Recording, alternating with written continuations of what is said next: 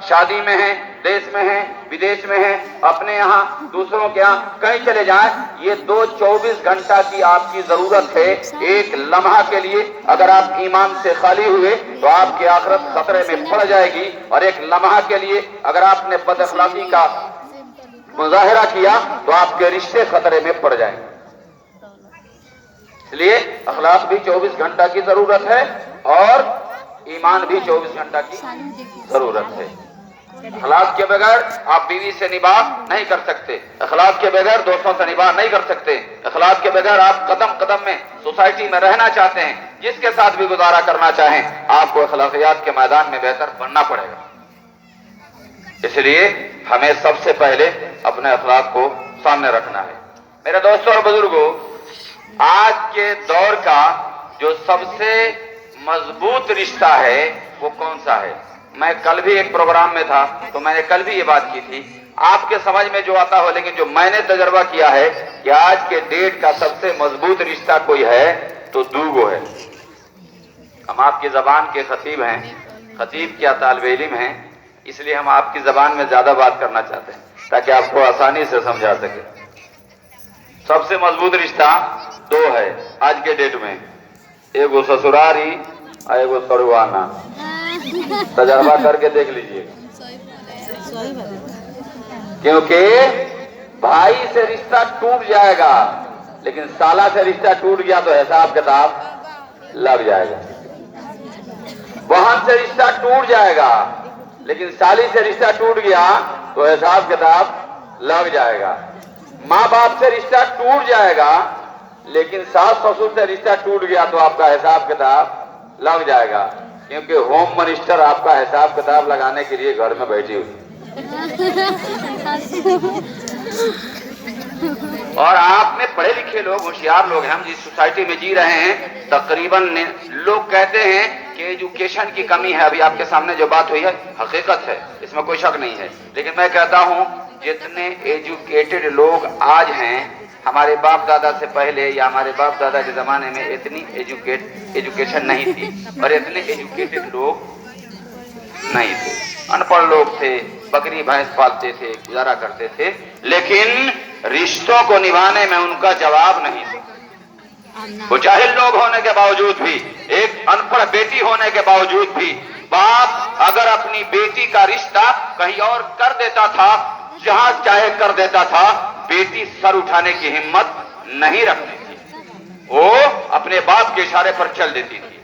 बेटा का रिश्ता कर देने के बाद बाप जहां चाहे करता था, बेटा इनकार नहीं करता था। लेकिन ये एजुकेटेड नस्ल, आपकी जबान बोल रहा हूं, बड़ी इंग्लिश में आप मजा आता है आपको, क्योंकि पहले लोग अब्बा बोलते थे, अब्बू बोलते थे, अम्मी बोलते थे, अब लोग बोलते हैं डैडी और पता ना मदर फादर। मैंने एक लड़की से पूछा डैडी क्यों बोलती हो, अब्बू क्यों नहीं बोलती?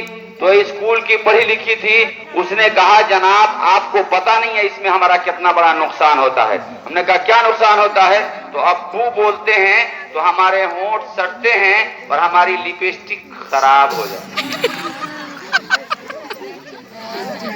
और डैडी बोलते हैं तो डैडी होंठ चिपकता नहीं है, हमारा लिपस्टिक महफूज है। रिश्ता खराब हो जाए लेकिन मेकअप खराब। इसलिए मैं कहता हूं कि आज के लोग पढ़े लिखे लोग हैं। हम भोजपुरी में अब्दुल रहीम भोजपुरिया की बात आपसे नकल करते हैं और आपसे कहते हैं, शायद आपको समझा सकें कि आजकल कोई बुर्बक नहीं खे, सबे होशमंद बाटे। आजकल कोई बुर्बक नहीं खे, सबे होशमंद बाटे। सबका बाटे बुद्धि ज्ञान, सबे अकलमंद बाटे। दीन धर्म के बात लोग के कुछ न सूझता, अपना गाड़ी क्योंकि कुछ लोग ना पूछता। ये बचवा सबको जरा छुपा दीजिए, क्योंकि हम लोगों से ज्यादा तेज हमारी नस्ल है।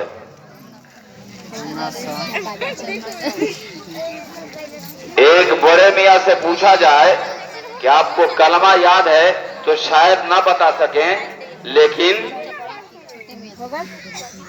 अपने पोता से पूछ लें तो इतना बढ़िया सरियाएगा इंग्लिश में। मेरी बात समझते हैं आप? इतना सरिया के गाली देगा कि आपके कान के कीड़े गिर जाएंगे। 80 बरस का बुढ़वा को याद नहीं होगा जितना नया अंदाज में ही सुनाएगा।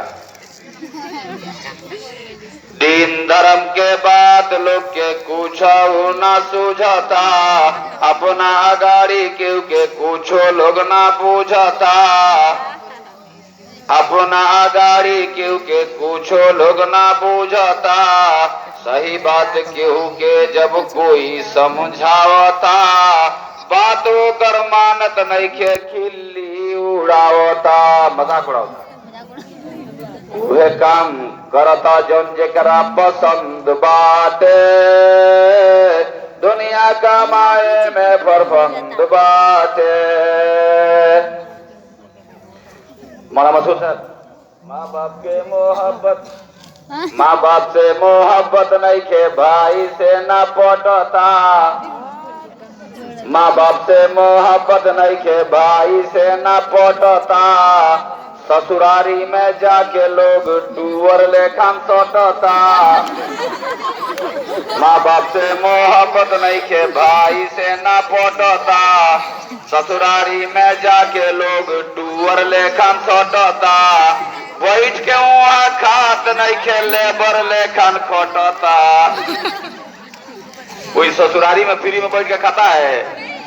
कोई हो तो पता कर लीजिएगा क्या हाल है उनका। सवेरे 5 गो आके गरियाता है या सांझ को पकड़े 5 गो आके गरियाता है।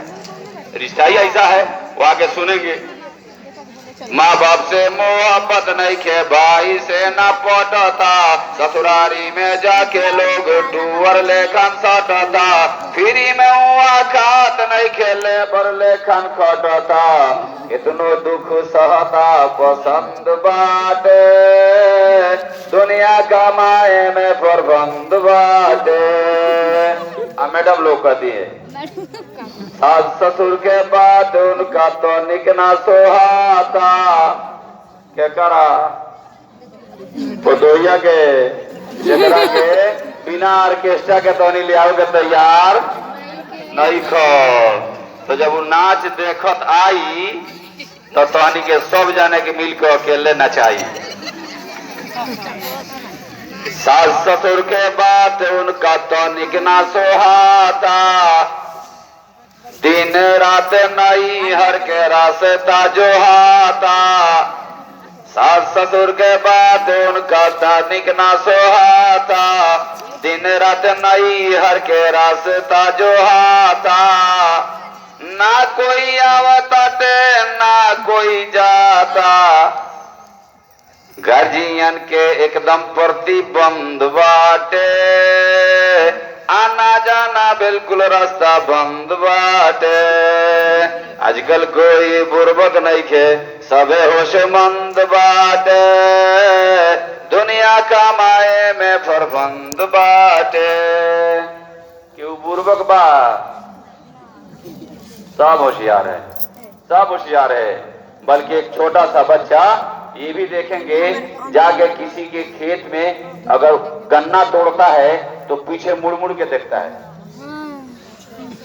कि किसान ना आ जाए, खेत वाला ना आ जाए, ना तो ऊँख से दुख छोड़ा दे।